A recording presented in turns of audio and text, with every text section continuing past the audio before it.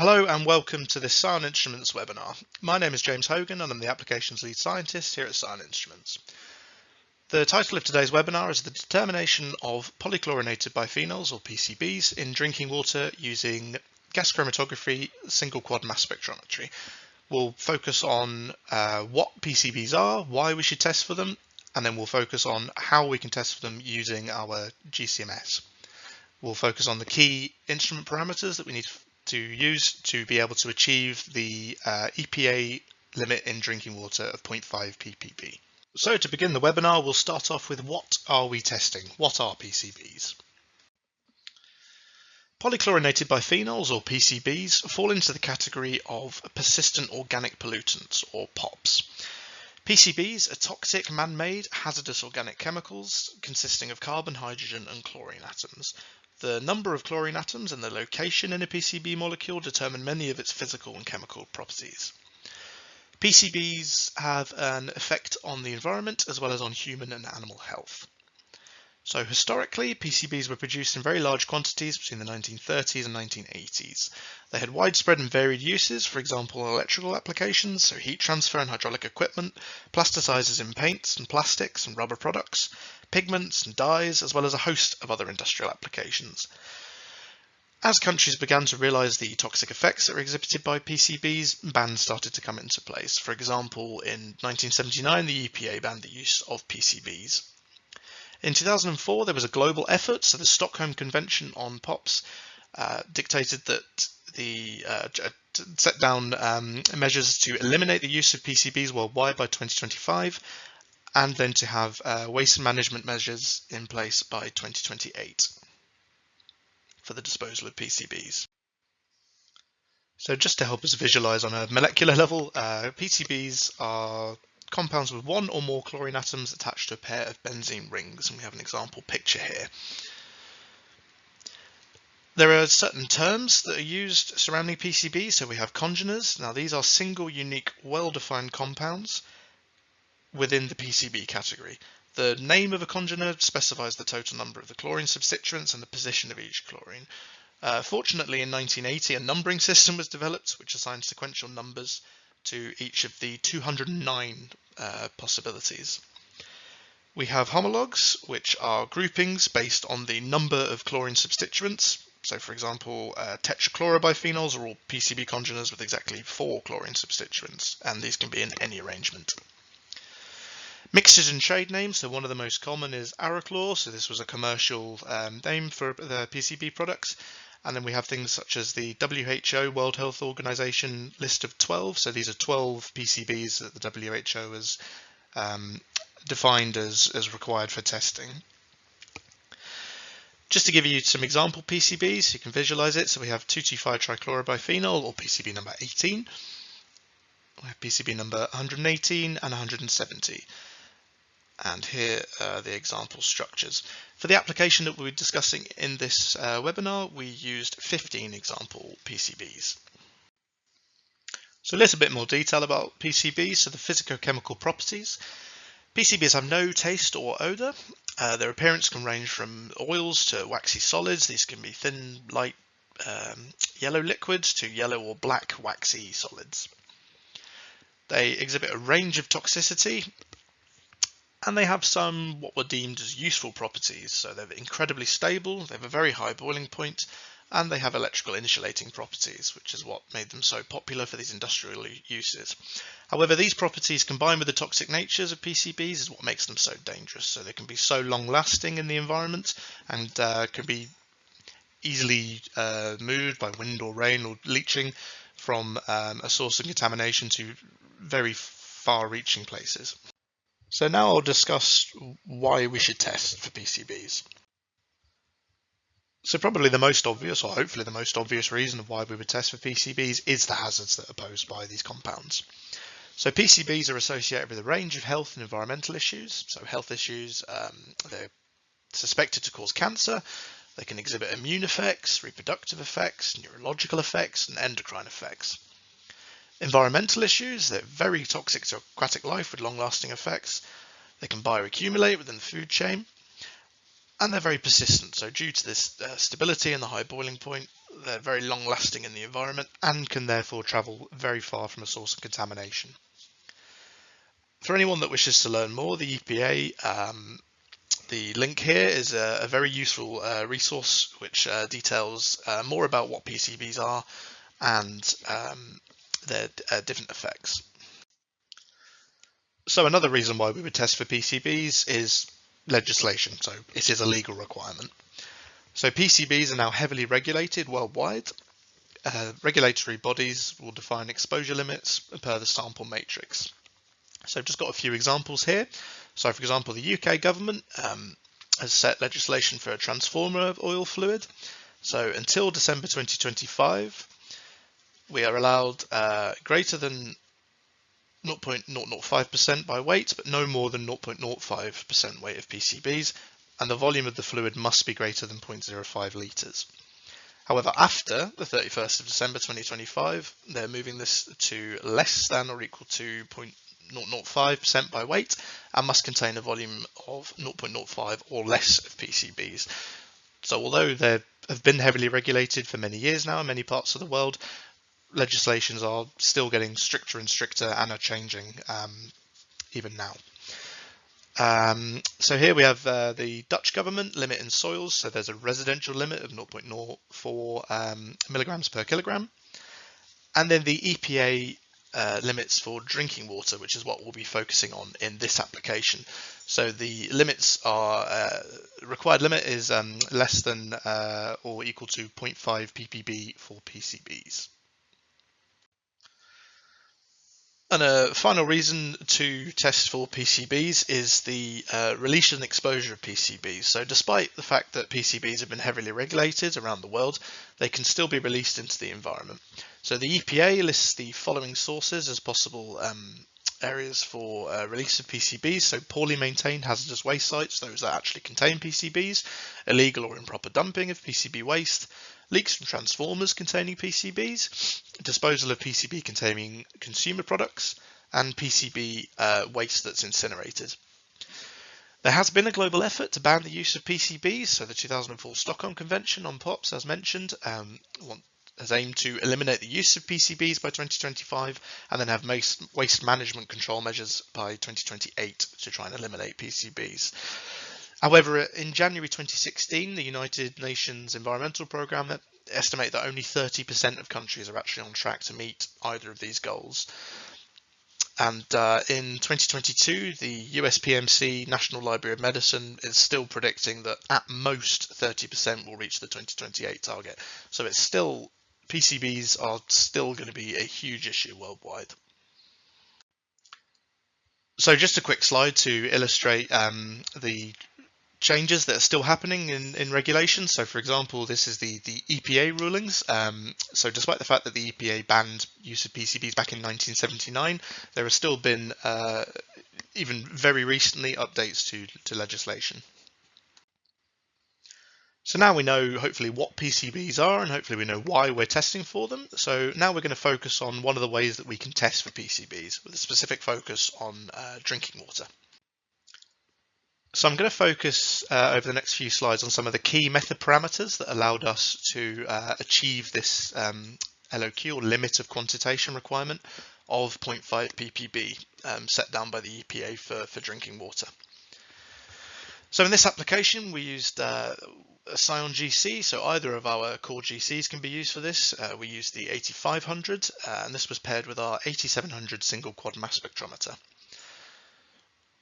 So from a GC side of things that we can really focus on to help achieve the separation and the sensitivity required is the injection technique, the choice of column, and then the oven ramp of the GC.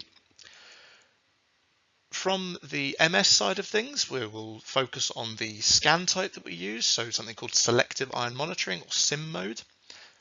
And then we also use an internal standard which helped with repeatability and to reduce errors of our results.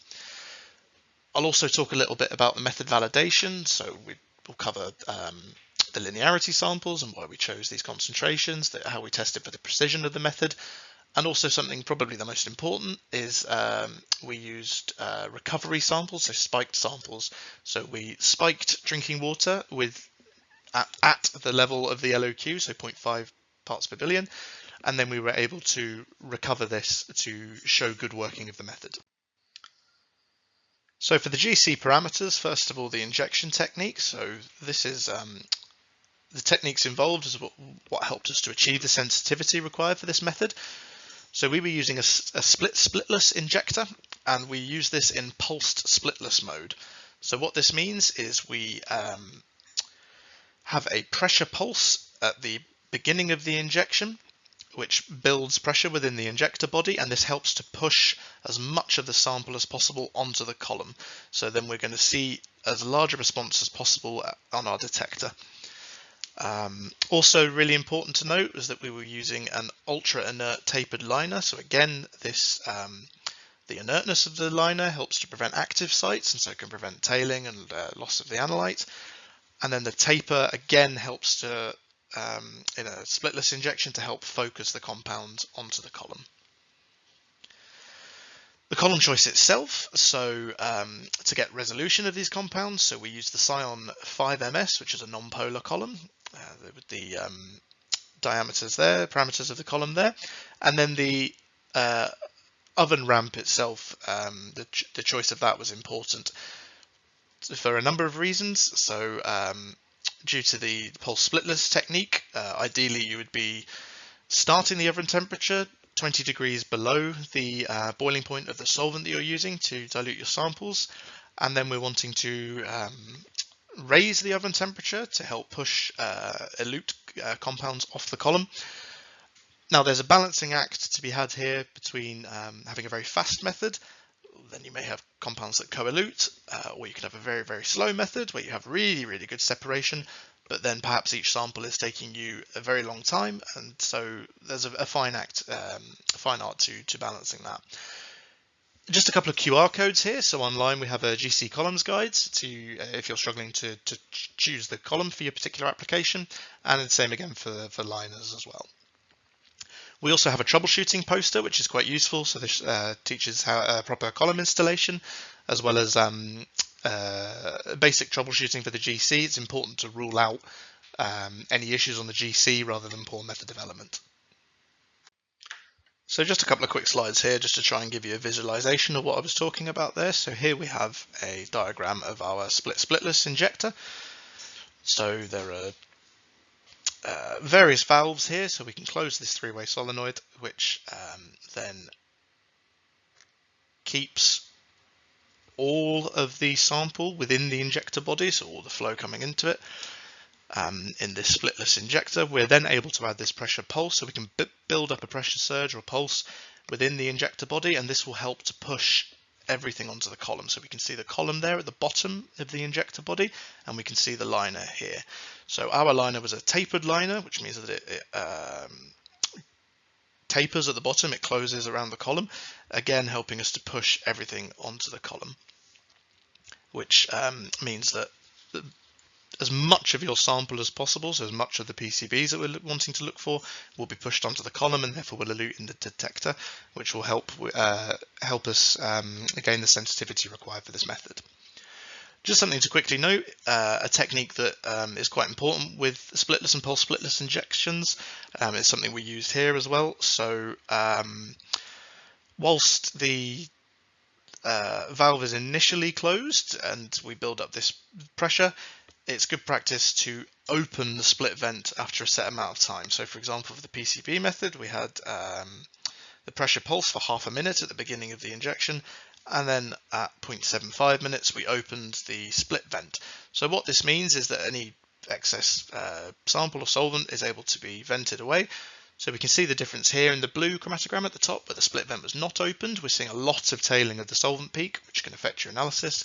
Whereas where we do open the split vent at this set time, then we can see that the solvent peak, there's no tailing, it's a nice sharp peak, and this can really help with this when doing this injection technique. So just to quickly visualize resolution from the column and the oven ramp. So here's just a quick diagram. So on the left, we have two peaks that are very closely eluting. So this may be a very fast ramp, like 30 or 50 degrees a minute, for example, which means the peaks will very closely elute. We've then slowed it down in the middle to give better separation. And then on the right there is an extreme example. So this might be a really slow ramp time, say 2.5 degrees per minute. What this will mean is that the runtime increases hugely. So it's a trade-off between getting the separation required and having a fast runtime. So an example here shows the separation of all the compounds in the PCB method, and we were able to achieve the separation required at a runtime of 15.5 minutes. So just to discuss some of the MS parameters and why they were important. So the ionization mode, so there are two types of ionization modes in a single quad mass spectrometer. So we have electron ionization or EI mode and chemical ionization, CI mode. In this instance, we used EI mode. So this is a hard ionization technique, and will give, which means that the compounds will fragment and give a good fragmentation pattern. And also EI is often more sensitive than CI as a technique. So the scan type, so this is really important. So we used something called selective ion monitoring, SIM mode. So this is where we are able to, we set within the software to just scan for set ions, and we define this for each PCB compound. So what this means is, instead of doing a full scan, so scanning say between 50 and 500 mass units, instead you're just scanning for set mass units. So ideally we would do this for a quantifier ion, the most abundant ion, and then qualifier ions as well. So here, hopefully, just a little visualization to help us understand that. So we have a mass spectrum here of 2,2,5-trichlorobiphenyl. And we can see that the most abundant ion there is 186. So in this table here, number 1 there. So 186 we will use as our quantifier ion. So this will be used to calculate our results. We then have two further ions, 256 and 258, which we can use as qualifier ions. So this will help us to rule out false positives. So there are a lot of shared ions, so having these additional qualifier ions, the presence of those, make us more confident that it is indeed that PCB compound that we are seeing and not some other interference. So one of the advantages of selective ion monitoring is that we are just scanning for these ions. So at this point for 2,2-trichlorobiphenyl, we're just scanning for 186, 256 and 258 rather than scanning for a much larger mass range. What that means is that we will basically we're focusing on these three ions. So we will see a lot less noise because we're just focusing at these three masses rather than a mass range, and this will help with the sensitivity, basically improve our signal to noise. So another technique that we use in this application, which was really important, is the use of an internal standard. So we chose the compound decachlorophenol as our internal standard, and we added 3 ppm into each sample. So an internal standard is a chemical substance which is added at the same concentration to all of our samples throughout quantitative analysis. It's a commonly used and effective technique in chromatography and spectroscopy. So the way it works is that results are calculated not by using the peak area of the target analyte, but by using the peak area ratio, which is calculated as we can see here. So the peak area of the analyte divided by the peak area of the internal standard. So that means that variations in the sampling process or during the introduction into the analyzers can be accounted for. So the internal standard will be affected in the same way as the target analyte, and so the peak area ratio will then help to adjust for these variations and minimize their effects on the results. We have an internal standards guide on our website if you'd like to learn more about this technique. So just to quickly cover the sample preparation technique that was used, so we use liquid-liquid extraction or LLE, so this is a really simple and an effective sampling technique. It can also lead to cost reduction, so for example, one GC-MS in a lab can cover multiple sampling sites rather than the need for multiple analyzers at multiple sites. Something that's worth noting that is really important, so we use spiked recovery samples, so what we did was we spiked or added the PCBs at the LOQ level, so 0.5 ppb, into some of our water samples. We then prepared these as normal samples, so put them through the extraction process and then ran them on the analyzer. We then know how much PCB we have added to each sample, so we know how much we should get back. So then we're able to, when we calculate our results, we will gain a percentage recovery, know how much we've recovered from the sample. And if we have acceptable recovery, which will then give us concrete proof of our good working of our method. So now just to move on, to give a quick overview of some of our results from this application. So just a quick focus here on some of the validation results and results from our samples as well. So we can see here in this table, table 1, we've got the summary results for some example compounds for our linearity and repeatability samples. So the linearity was prepared at 6 levels, so down at the LOQ level up to 5 ppb, a range of what we would expect to find in our samples.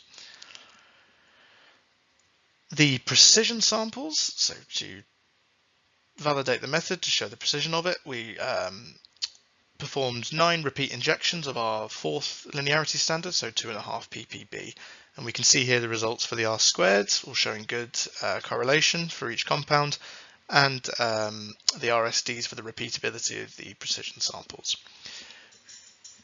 Here in table 2 we have a summary of results of the actual water samples, so ND here being not detected, so no PCBs were detected in any of our water samples, which we prepared 3.